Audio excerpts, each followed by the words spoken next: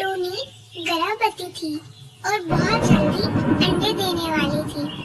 टूनी अपने पति टूना चिड़ा के साथ रहती थी।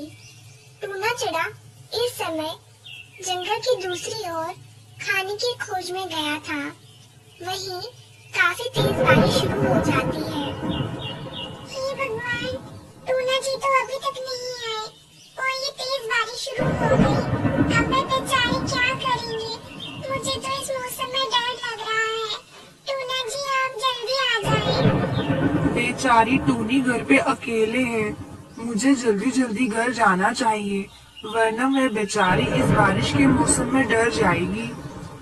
टूना अभी ये सब बोल ही रहा था, तभी अचानक से जैसे ही वह जंगल के बीचों बीच पहुंच गया, एक पुराना पेड़ टूटकर उसके ऊपर गिर गया, जिस कारण टूना की जान चली गई। हे भगवान, काफी देर हो गई, टूना जी तो अभी तक नहीं आए। एक काम करती हूँ, घर के बाहर उन्हें देख आती हूँ, शायद वे रास्ते में मिल जाए। टूनी जैसे ही घर से बाहर आती है, वैसे ही अचानक से तूफान के कारण उसका घर गिर जाता है। शुक्र है भगवान का, मैं इस घर से बाहर आ गई थी, वरना आज मैं भी इस घर के नीचे दफन होके मर जाती। टूनी बारिश से बचने के लिए एक पेड़ के नीचे बैठ जाती है और वहीं टुन्नू का इंतजार करती है। उस बेचारी को तो ये भी नहीं पता था कि टुन्नू इस दुनिया से जा चुका है। तभी अचानक से टूनी के पेट में बहुत ज्यादा दर्द शुरू हो जाता है। हे ऊपर वाले, ये कैसा कठिन समय है। मेरे पति भी घर पे नहीं है, हमारा घर भी टूट गया है। अगर वे यहाँ होते तो वह मेरे लिए घोंसला बना पाते, जहाँ मैं आराम से बैठ पाती। ये कहते ही बेचारी टूनी दर्द में ही जंगल में पत्ते ढूंढने चले जाती है। टूनी उसी तूफानी बारिश में एक पत्तों का घोंसला बना देती है और वहीं एक अंडा दे देती है। कुछ समय बाद बारिश भी रुक जाती है। टूनी चिड़िया, तुम अंडों के साथ खुले में क्यों बैठी हो? और टुन्नू कहाँ है? कल्लू भैया, टूना जी बारिश के पहले के गए हैं और अभी तक लौटे नहीं हैं। आप मेरी एक मदद कर देंगे? क्या आप टूना जी को ढूंढेंगे? मैं खुद चले जाती, लेकिन मैं अंडों को अकेले छोड़ के नहीं जा सकती। ठीक है चिड़िया बहन, आप बिल्कुल फिक्र ना करें। मैं टुन्नू बाई को अभी ढूंढ लाऊंगा और तब तक आप अपना और अंडे का ध्यान रखें। ये कहते ही कल्लू टूना की खोज में घर से निकल पड़ता है।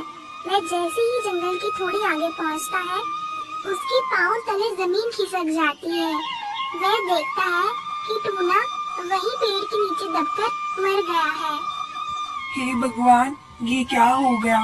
टूनी ने तो अभी अभी अंडे दिए हैं। अगर उसे इस बात की खबर हो गई, वह तो जीते जी मर जाएगी। जब तक अंडे में से बच्चा बाहर नहीं आता, तब तक मैं टूनी से सच नहीं कहूँगा और यही ठीक रहेगा। ये कहते ही कल्लू टूनी की ओर लौट आता है। कल्लू भैया, ये क्या, आप तो अकेले ही आए हैं? टूना जी नहीं आए आपके साथ? नहीं टूनी बहन, मुझे लगता है बारिश के कारण टूना किसी के घर पे रुक गया है, इसलिए वह अभी तक घर नहीं पहुंचा है। आप एक काम करें, जब तक टूना घर लौट आता है, आप तब तक हमारे घर चलें। ये कहते ही टूनी अपना अंडा लेकर कल्लू के साथ चल पड़ती है। कल्लू जी, ये टूनी चिड़िया अपना अंडा लेके हमारे घर पे क्यों आई है? सुंदरी, तुम सारे सवाल जवाब यही करोगी या हमें अंदर भी आने दोगी? चलो टूनी बहन, आप आराम से अंडे को लेकर अंदर चले और थोड़ी देर आराम करें। टूनी अपने अंडे को लेकर कल्लू और सुंदरी के घर में चले जाती है और वहीं रह के आराम करने लगती है। दिन यूं ही बीतते गए। कल्लू टूनी का बहुत ध्यान रखता, वह उसे समय समय पर दाना लाकर देता। ये देखकर सुंदरी कवि को बहुत जलन होने लगी। कल्लू जी, मेरी समझ में तो ये नहीं आ रहा है, आप इस चिड़िया को हमारे घर क्यों लाए हैं और आजकल आपको इसकी इतनी फिक्र क्यों हो रही है, जो आप समय समय पे इसको दाना खिलाते रहते हैं? इतनी फिक्र तो आपने कभी मेरी नहीं की। कल्लू सुंदरी को सब सच बता देता है कि किस प्रकार टूना की जान चली गई और उसने सुंदरी की जान बचाने के लिए उसे यहाँ लाया। ठीक है कल्लू जी, आप इतना कहते हैं तो मैं उस चिड़िया को यहाँ रुकने दे देती हूँ, लेकिन हाँ, मैं ज्यादा दिनों तक उसको यहाँ रुकने नहीं दूंगी, ये बात आप उसे कह देना। कल्लू की बात सुनकर सुंदरी टूनी को अपने घर पे जगह तो दे देती है, लेकिन उसे दिन में 4-5 बातें सुनाई ही देती है। सुंदरी बहन, क्या आप मुझे थोड़ा अनाज खाने के लिए दे देंगे? मुझे बहुत भूख लगी है। हाँ हाँ चिड़िया, क्यों नहीं, कल्लू जो तुम्हारे लिए तो कमाते हैं, वे बेचारे तो दिन में 3 से 4 बार दाना ढूंढने जाते हैं, क्योंकि वे तुम्हारे लिए ही तो लाते हैं। तुम नहीं खाओगी तो और कौन खाएगा? तुम्हारे पास तो बस 2 ही काम है, एक खाना और आराम करना। इसके सिवा और तुम्हारे जीवन में बचा ही क्या है? सुंदरी की इतनी कड़वी बातें सुनकर टूनी को बहुत बुरा लगता है। वह बेचारी दुखी मन से टूना को याद करती है। टूना जी, आप कहाँ चले गए? अगर आज आप मेरे पास होते तो आज मेरे साथ ये सब नहीं हो रहा होता। आप जल्दी आ जाइए, हम अपना छोटा सा घर बना लेंगे और वहीं खुशी खुशी रहेंगे। दिन यूं ही बीतते चले जाते हैं। टूनी के अंडे में से बच्चा बाहर आ जाता है। कालू भैया, सुंदरी बहन, आपका बहुत बहुत धन्यवाद। आज अगर आप न होते तो न जाने मेरे इस अंडे का क्या हुआ होता। शायद मैं तो जिंदा भी नहीं होती। अब मैं इस घर से चलती हूँ। आपने काफी सेवा करी है मेरी। अरे चिड़िया बहन, ये कैसी बातें कर रही हो तुम? तुमने कल ही तो चिंटू को जन्म दिया है और आज तुम जाने का कह रही हो। चिंटू तो अभी बहुत छोटा है, अकेले घर पे भी नहीं रह सकता, इसे तो हमेशा चील का खतरा बना रहेगा। एक काम करो, जब तक चिंटू थोड़ा बड़ा ना हो जाए तब तक तुम यहीं रुको। हाँ टूनी, कल्लू जी एकदम ठीक कह रहे हैं। तुम एक काम क्या करो, तुम कल्लू जी के साथ दाना ढूंढने के लिए जाया करो और मैं घर पे चिंटू का ध्यान रखा करूंगी। ठीक है सुंदरी बहन, मैं ऐसा ही करूंगी। ये कहते ही टूनी और कल्लू घर से दाने की खोज में निकल पड़ते हैं। टूनी बहन, मुझे लगता है हम गलत दिशा में आ गए हैं, हमें दूसरी दिशा में दाना खोजने के लिए जाना चाहिए। नहीं कल्लू भैया, हम एकदम सही दिशा में हैं। मैं और टूना जी इसी दिशा में दाना ढूंढते थे।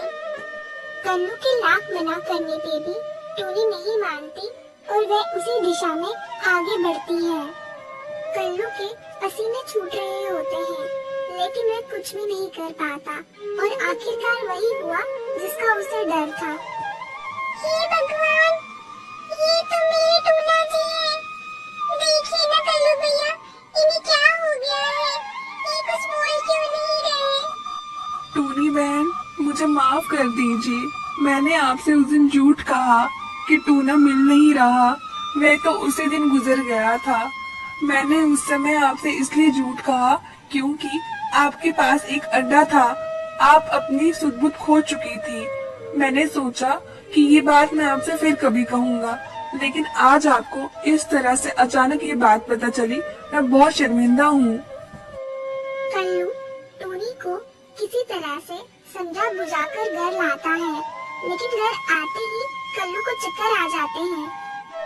सुंदरी बहन, मुझे आपको ये बताते हुए बहुत अफसोस हो रहा है कि कल्लू भैया के दिल में छेद है। अगर आप इन्हें बचाना चाहती हैं, तो आप जल्द से जल्द 20,000 रुपए का इंतजाम कीजिए। हम तभी इनका जल्द से जल्द ऑपरेशन कर पाएंगे। कल्लू जी के दिल में छेद? नहीं, ऐसा नहीं हो सकता। मेरे कल्लू जी के दिल में छेद नहीं हो सकता और मैं 20,000 रुपए कहाँ से लाऊंगी? सुंदरी बहन, आप हिम्मत ना हारें, मैं कुछ न कुछ जरूर करूंगी। हम अभी घर चलते हैं और कल्लू जी को आराम करने की काफी जरूरत है। तब तक हम सोचते हैं कि हमसे क्या होगा। हे भगवान, अब क्या होगा? मैंने सुंदरी बहन से ये तो कह दिया कि मैं उनकी मदद करूंगी, लेकिन हमारे पास तो खुद खाने के लिए कुछ नहीं है।